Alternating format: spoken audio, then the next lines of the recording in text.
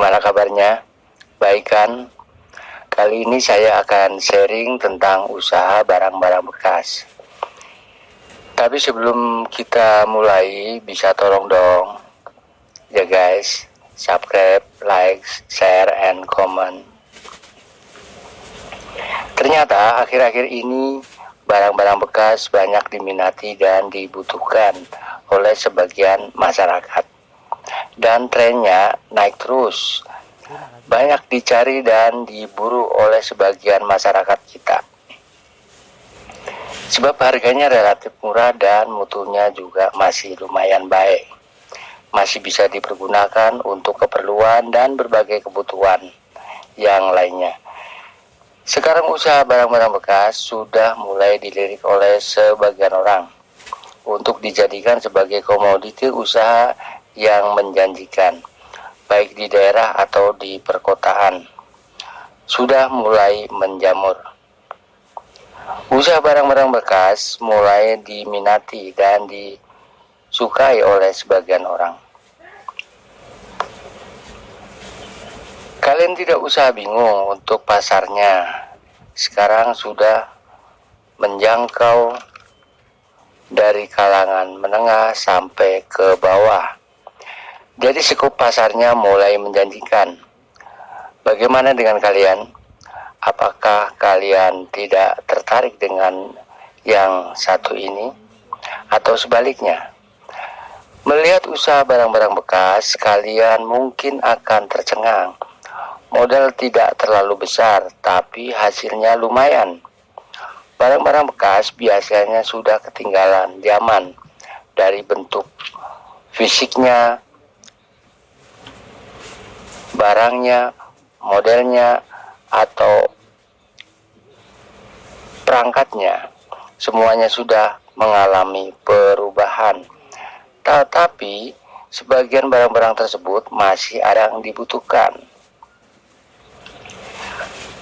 Maka dengan pertimbangan-pertimbangan seperti itu, para pedagang masih memasarkan dengan pertimbangan-pertimbangan tertentu juga. Karena barang-barang bekas perlu servis dan perawatan dan butuh perbaikan. Sebagian para pedagang barang-barang bekas masih tidak mau ambil risiko terlalu besar untuk membeli barang-barang bekas dengan harga tinggi. Bila itu dilakukan akan berisiko kerugian. Dengan banyaknya pertimbangan tersebut, maka para pedagang barang-barang bekas akan mematok pembelian barang bekas ke penjual dengan harga serendah-rendahnya. Biasanya mereka akan mematok harga antara 1% sampai dengan 2% di bawah harga barunya. Itu juga masih dilihat jika barang itu masih bisa dijual dengan berbagai pertimbangan tertentu. Mereka sangat jeli jika melihat barang bekas. Kemudian setelah barang tersebut dibeli, diservis dan sebagainya, lalu dijual kembali dengan harga yang fantastis cukup tinggi. Kisaran 50% sampai dengan 75%. Bahkan ada yang mencapai 80% di bawah harga barunya. Kemudian bagaimana caranya untuk melengkapi barang-barang dagangannya di lapaknya?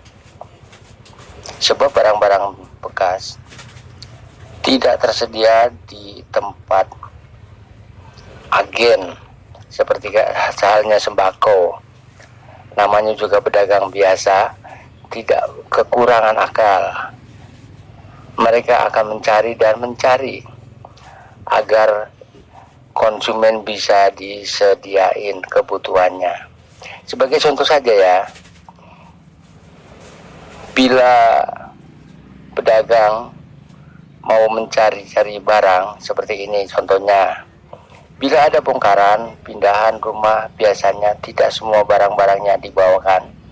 Pasti yang rusak atau sebagian barang-barangnya yang dijual agar tidak merepotkan pemiliknya.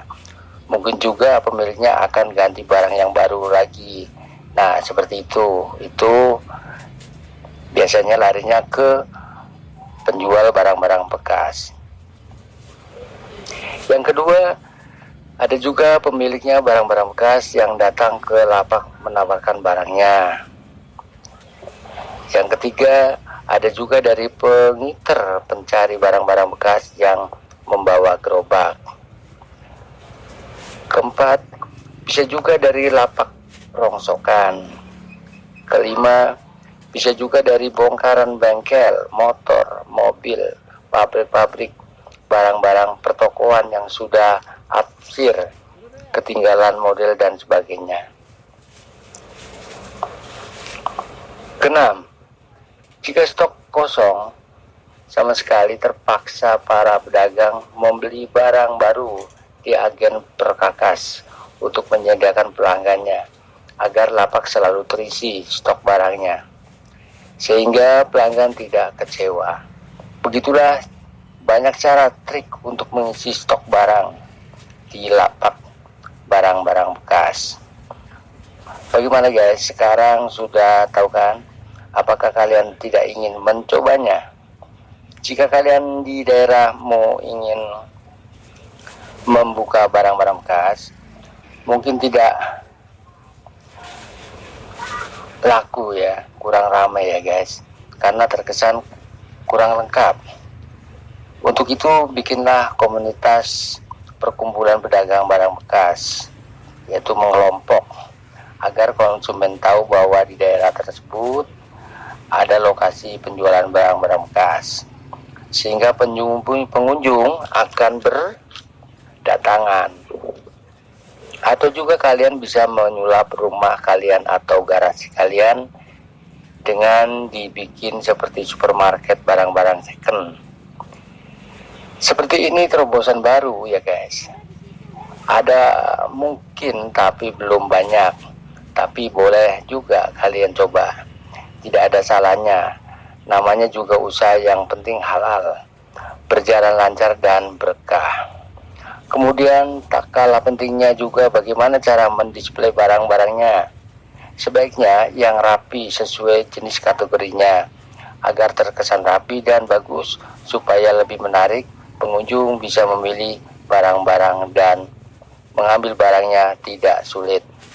Setelah itu beda-bedakan jenis barang-barangnya. Untuk perkakas pertukangan beda, untuk perkakas listrik beda, untuk perkakas motor mobil beda, perabotan rumah tangga juga beda, sehingga terkesan lebih enak dan nyaman di tempat kalian. Begitulah cara-cara usaha barang-barang bekas. Semoga sharing ini bermanfaat, berkah untuk kalian, sukses selalu. Sekian video sharing ini, bisa kalian coba. Bila tidak bermanfaat, abaikan saja. Terima kasih. Salam dari channel Cahya Muhammad Properti. Semoga sukses selalu untuk kalian. Terima kasih.